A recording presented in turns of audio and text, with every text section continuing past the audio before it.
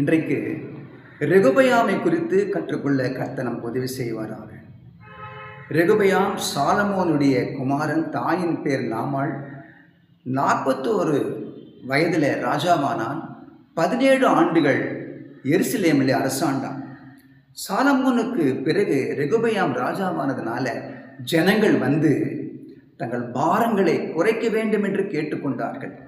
ஆனால் ரெகுபயாம் மூத்த மந்திரிகளுடைய பேச்சை கேட்காமல் தன்னோடு கூட வளர்ந்த வாலிபுடைய பேச்சை கேட்டு இன்னும் அதிகமாய் பாரங்களை சுமத்தினான். ஜனங்களுக்கு கடுமையாக பதில் சொன்னான். ஆனபடினாலே தேசம் 2ஆக பிளந்தது. யூதா பென்யமீன் கோத்திரங்களுக்கு யெரொபெயாம் ராஜாவாயிருந்தான். மற்ற 10 கோத்திரங்களுக்கு யெரொபெயாம் ராஜாவாயிருந்தான்.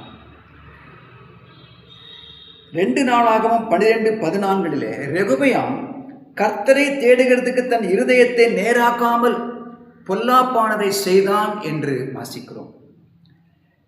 தேசம் 2ஆக பிரிந்ததினால அவர்கள் ரெகுபெயாம் இஸ்ரவேல் மேல் யுத்தம் பண்ணும்படியாக புறப்பட்டான். ஆனால் தேவன் அவர்களுக்கு செமாயா தீர்க்கதரிசி மூலமாய் ஒரு வார்த்தையை கொடுத்தார்.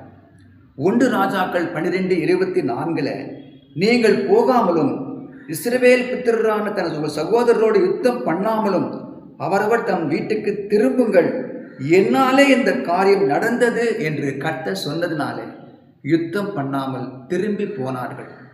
ஒரு நல்ல விஷயம் ரெகோபெயாம் செய்தது. ஆனால் எகிப்தினுடைய ராஜாவாகிய சீஷாக்கு ரெகோபெயாம் மேலே யுத்தத்துக்கு வந்து மேற்கொண்டான். சாலமோன் சவதரித்து வைத்திருந்த பொன்னை அவன் கொண்டு போய் விட்டான்.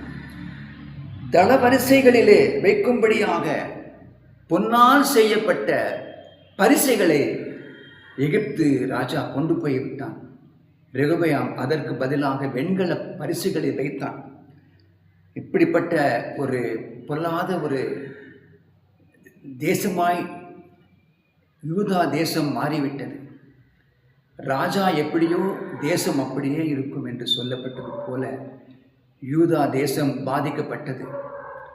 நமக்கு தேவனுடைய வார்த்தை தினந்தோறும் வருகிறது. எப்போது தேவன் நம்மோடு பேசுகிறார், பேசும் தெய்வம்.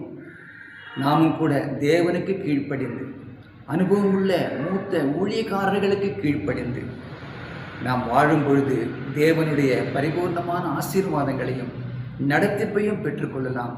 தேவனால பயன்படுத்தப்படலாம். கர்த்தர் உங்களையும் உங்கள் பிள்ளைகளையும் அப்படியே ஆசீர்வதிப்பாராக. God bless you.